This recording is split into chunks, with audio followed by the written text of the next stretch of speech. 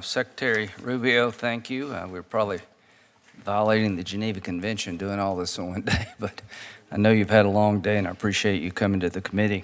To the new members of the committee, welcome. I look forward to working with you and Senator Britton Mullen. I look forward to working with our new ranking member, Senator Schatz. Senator Coons and I work extremely well, and I'll try to keep that going from my end, and I know you will too. We'll have opening statements. I'll start out, then we'll have 6-minute rounds, and I will start, then Senator Schatz, and we'll have Secretary Rubio. Then we'll recognize people as they come. The deadline for submitting SFOP requests is May 22nd. To all the members of the committee, to our audience, you're welcome to be here. If you disrupt, you'll get kicked out. Okay, so let's start the committee meeting with a couple ideas. Reform at the State Department is welcomed. Secretary Rubio has reorganized the place in a way that I think is long overdue. And Marco, I want to congratulate you for sitting down and getting input from people before you. How can we make the State Department work better? And I think your organizational efforts are going to pay dividends, and I support them completely.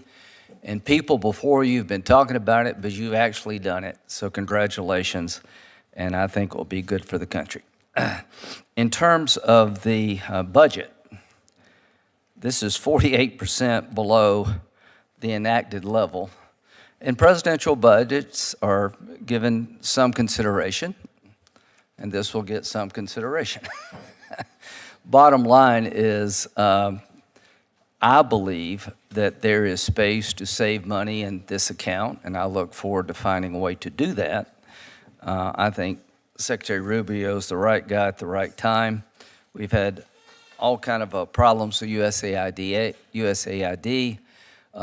We're trying to preserve functions that make sense and eliminate functions that are not in the best interest of the American taxpayer. My view about this account is pretty well known. I would consider myself a fairly hawkish person, for lack of a better term, simply because I think the best way to stay safe is deal with problems before they get worse and put bad guys on notice. If you screw with America, you do so at your own peril, and have allies who trust us. I think we're paying a heavy price from the way we got out of Afghanistan. But this secretary, I spent the weekend with him in Turkey as he met with the foreign minister of Syria, as he met with the foreign ministers of all NATO nations. And I was very impressed with Secretary Rubio of trying to make sure that America first was burden sharing. You need to do more.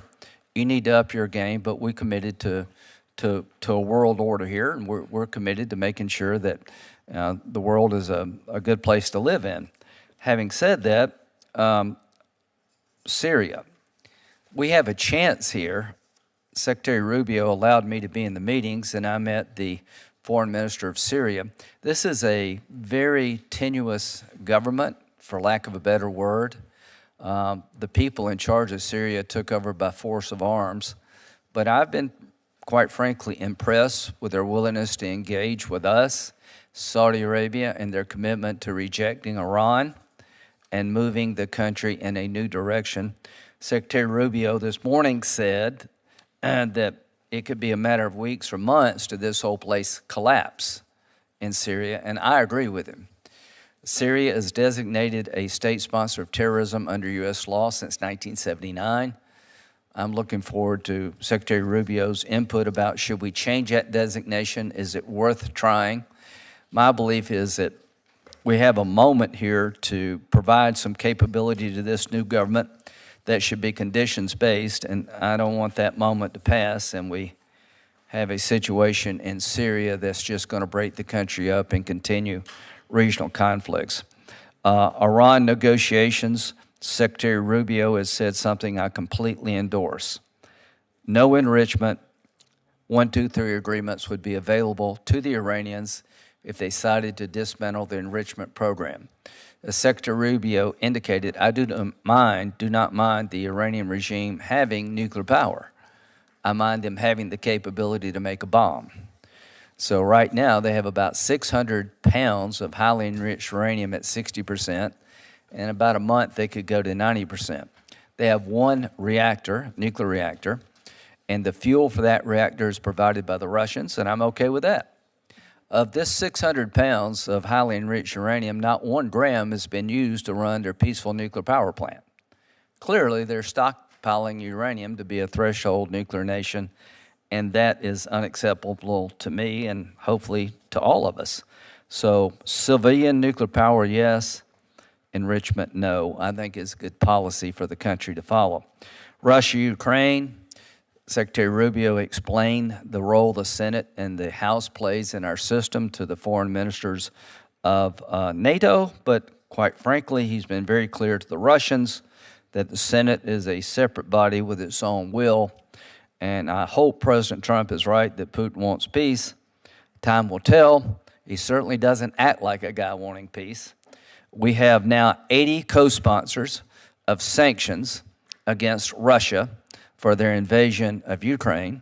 I would like to get this war over honorably and justly. And one of the problems we have with this war is China. In case you're listening in China, which I doubt you are, you're propping up Putin. If you would stop buying their cheap Russian oil, he'd have a reason to get to the peace table. India and China are propping up Putin's war machine, and the sanctions we have are secondary in nature. They put a 500% tariff on any country that buys Russian oil, gas, uranium to prop up the Putin war machine. This body will move sooner rather than later if Putin doesn't get to the table. And to China, you want to be a normal country, act normally. Quit buying cheap oil with blood mixed in it to keep a war going that you could end tomorrow if you chose to. Your plate is about as full as anybody I've ever seen. You're juggling so many things at once, and I just admire you and the way you've conducted yourself, and I think you're the right person at the right time. So welcome to the committee.